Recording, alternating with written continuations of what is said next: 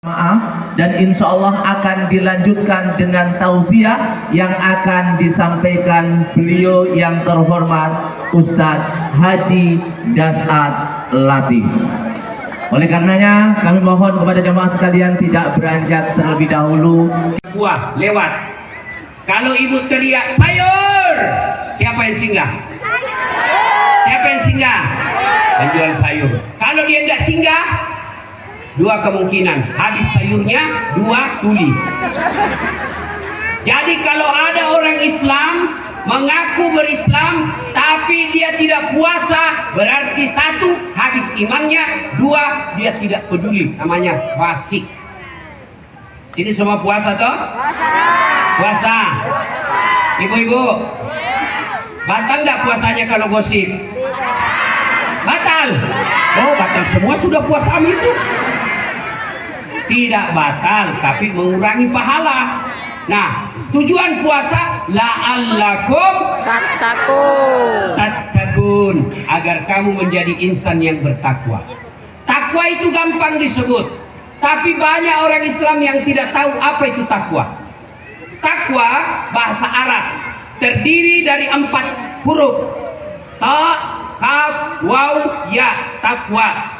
Orang yang bertakwa di bulan Ramadan mewakili sifat-sifat huruf ini. Ta, tawadu. Apa itu tawadu? Rendah hati, tidak sombong, tidak angkuh, tidak nyeleneh, tidak anggap enteng orang. Nah, itu orang berhasil puasa. Kalau ada orang puasa suka menganggap enteng orang lain, puasanya tidak bermanfaat.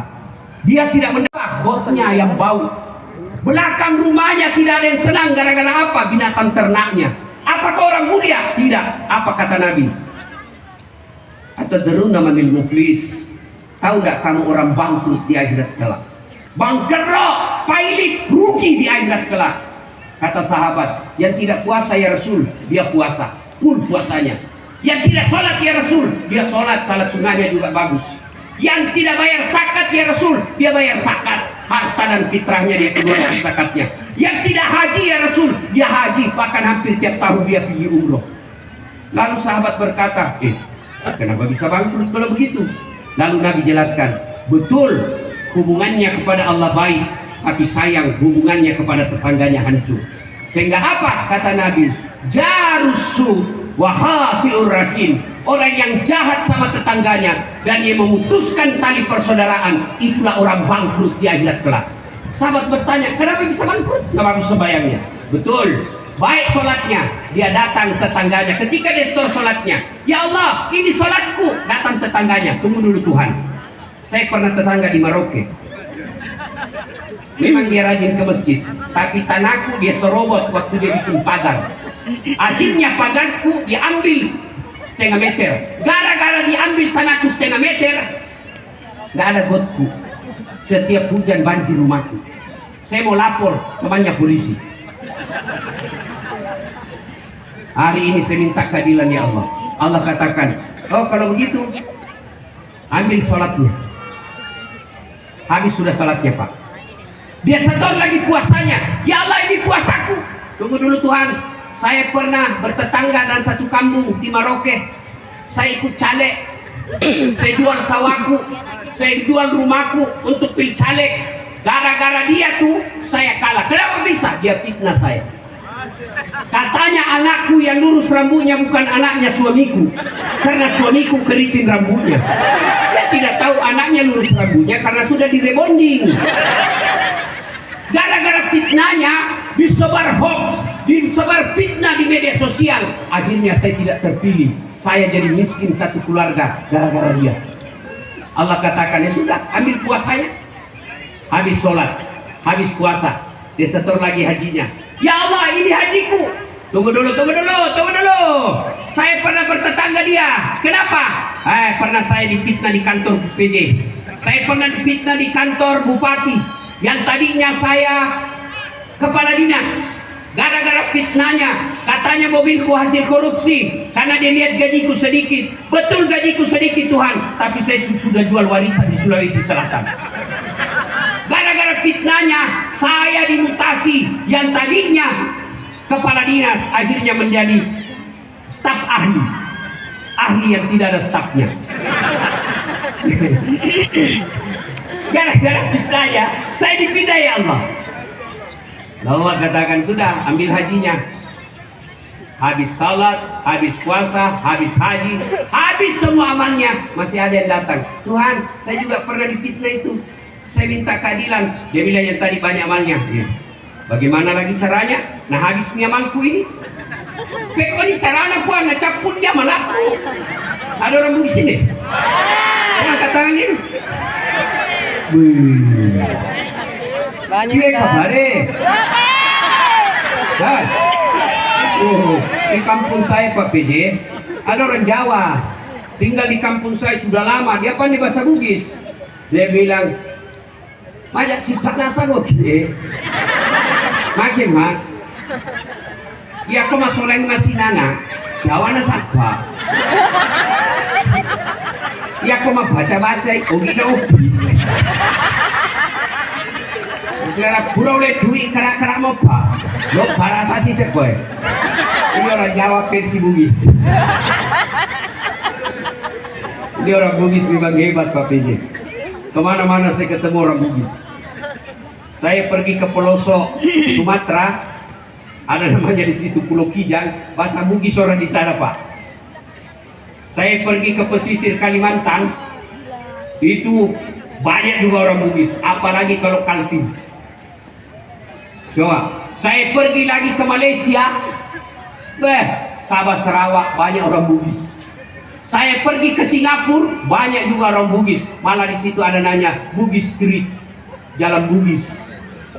Ayo, salatullah salamullah ala toha rasulillah.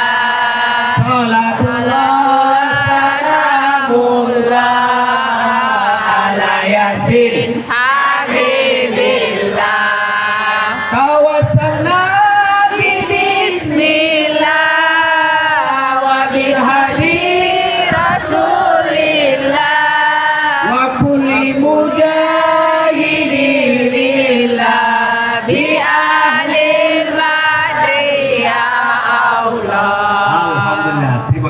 saya mau tanya dulu, mana lebih keras tadi, ibu, bapak, atau satu-satu tadi di sini, atau pada saat kita bersamaan? Bersamaan.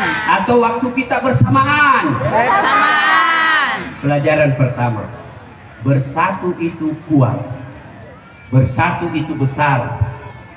Ini provinsi kita Papua Selatan kalau mau besar dan kuat gaungnya sampai ke dunia Indonesia dan khususnya umumnya dunia internasional, maka orang Papua Selatan yang ada di provinsi ini harus bersatu.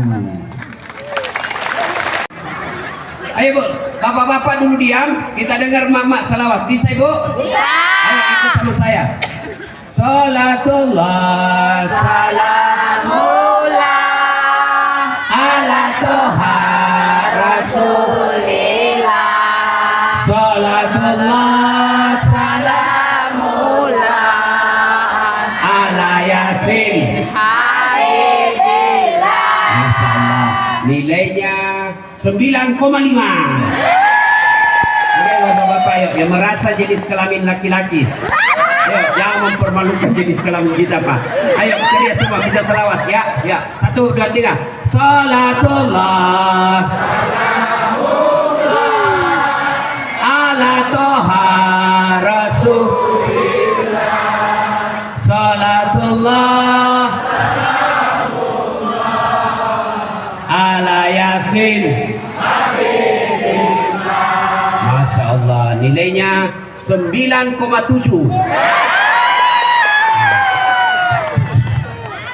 Diam kok semua, diam kok. Kita dengar ini di atas. Diam ya. Ini kan bos-bos semua ini toh. Nah, ayo Pak, salawat kita yang mau bersalawat. Ayo. Salatullah salamullah.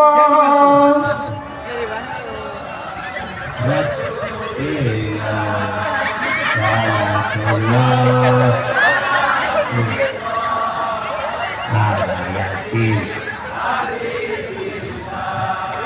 Ini di atas, nilainya 9,9.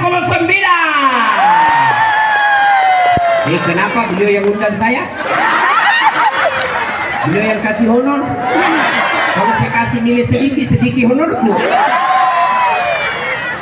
Pak PJ, saya di Makassar, itu kan kalau satu malam biasa 2 ceramah saya. Saya pergilah ceramah, selesai ceramah pertama, saya buru-buru mau ke ceramah kedua, dikejar saya sama dia. Saya ke mobil, kejar sama panitia. Tunggu dulu Pak Ustaz. Apa dek? Tunggu dulu Ustaz. Dia cabut dari yang ada kantongnya amplop.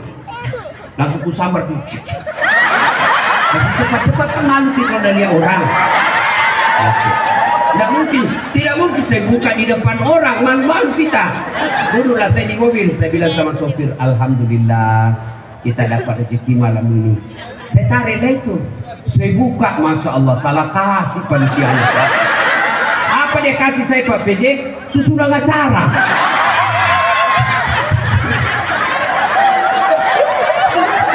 Gembira aja saya menderita.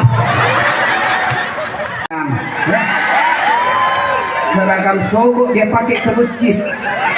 Dia ketawai kau malaikat. Ya, wa khalaidan. Bismillahirrahmanirrahim. Innallaha wa malaikatahu yusalluna 'alan nabi.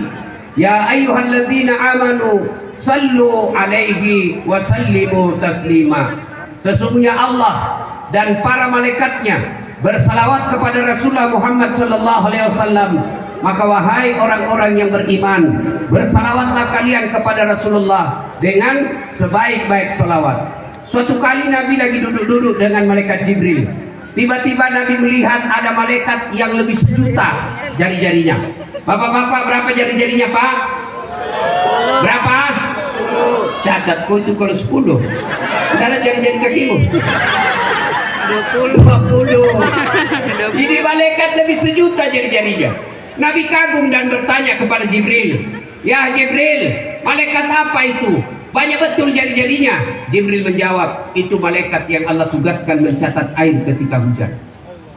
Ada yang bisa catat air hujan? Tidak. Ada? Tidak. Ada. PJ gubernur kita gelarnya profesor, biar dia profesor 7 kali, nggak mungkin dia bisa catat itu air hujan. Kenapa tidak bisa dicatat, Ibu? Karena jumlahnya banyak, jatuhnya rame-rame dan laju. Mana bisa dihitung? Dewa sih, lama sih. Iya toh? Iya. Tapi malaikat ini lalu ditanya sama Nabi, malaikat, apa betul kau mampu mencatat air ketika hujan? Ya, ku catat yang jatuh di gunung, ku catat yang jatuh di darat, ku catat yang jatuh di laut. Semua aku catat ya Muhammad. Maka aku sibuk dengan jariku yang banyak ini. Lalu malaikat ini berkata, ya Muhammad, ada satu yang tidak mampu aku catat. Saya kira kau jago mencatat. Tidak, aku tidak bisa mencatatnya. Kenapa? Jumlahnya lebih banyak daripada air yang hujan. Apa gerangan? Ketika umatmu berkumpul di depan masjid, di tempat, lalu mereka bersalawat bareng-bareng kepadamu, aku tidak bisa mencatat betapa banyak pahala yang Allah turunkan di tempat itu. Maka ketika kumpul seperti ini bersalawatlah, karena salawat itu membuat timbangan kebaikanmu berat nanti di akhirat. Ibu bapak yang saya muliakan, perlu bapak tahu, orang masuk surga bukan karena tidak ada dosa. Kalau orang masuk surga karena tidak ada dosa, mana ada manusia tidak ada dosanya? Coba ini.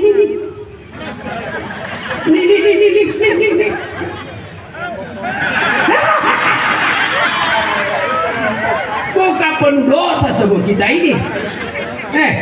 Apalagi coba, apa kurangnya namanya Nabi? Nabi dan Rasul pun ada dosanya. Manusia pertama diciptakan Allah, Adam. Apa tidak ada dosanya? Dosa, dia makan buah buli. Ayo, turun sedikit Ibrahim alaihissalam, kakek para nabi. Apa tidak ada dosanya? Dosa ketika dihadiri Raja Namrud. Ibrahim, kamu yang hancurkan berhala-berhala kami. Kata Ibrahim, bukan saya. Bohong dia. Itu Nabi. Nabi Nuh, la ilaha illallah, jangan sembah kecuali Allah. Anaknya membangkang. Itu Nabi punya dosa. Apalagi bapak-bapak yang perantau. Apalagi ibu-ibu yang banyak cicilannya. tembak peringatan ke langit. Duh! Jangan lari, tembak kedua kali. Duh! Masih lari, jangan lari, tembak 3 kali. Duh! Akhirnya dilumpuhkan, kakinya ditembak, duh! Kepalanya nak kena. Saya tanya temanku, bagaimana caranya nak kakinya itu jauh, nak kepala kena. Nah, bila soalnya dia waktu ditembak dia jongkok. Ini Islam, ini polisi film India, bukan polisi Indonesia. Polisi Indonesia itu mengayomi, melindungi, dan melayani masyarakat. Pak, kalau hilang motormu siapa kau cari? Siapa kau cari? Pak Imam. Pak Imam saja hilang motornya. Ibu-ibu, kalau anakmu dibawa lari orang, siapa kau cari? Polisi. Bapak-bapak, tanah diserobot tetangga, bapak lapor sama siapa? Polisi. Maka jangan musuhi polisi. Polisi juga jangan musuhi ulama. Kenapa? Karena kalau mati kok siapa bungkus kok.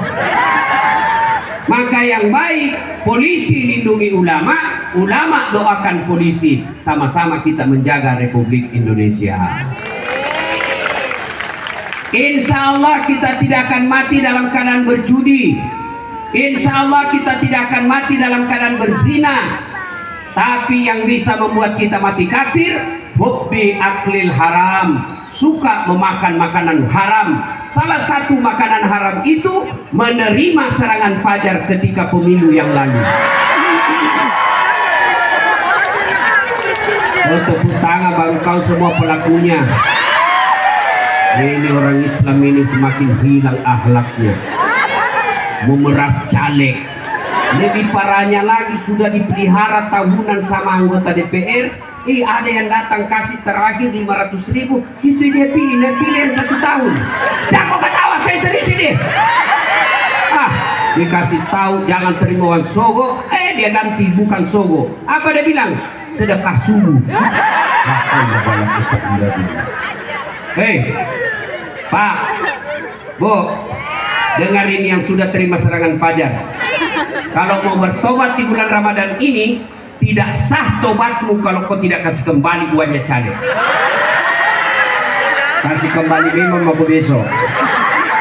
Sudah. Nah, itu judulnya nanti. Assalamualaikum warahmatullahi wabarakatuh.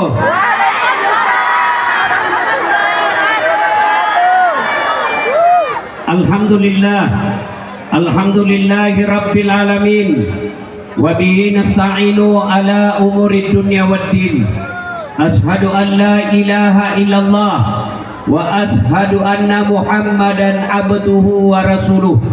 Allahumma salli ala Sayyidina Muhammad wa ala alihi wa sahbihi ajma'in.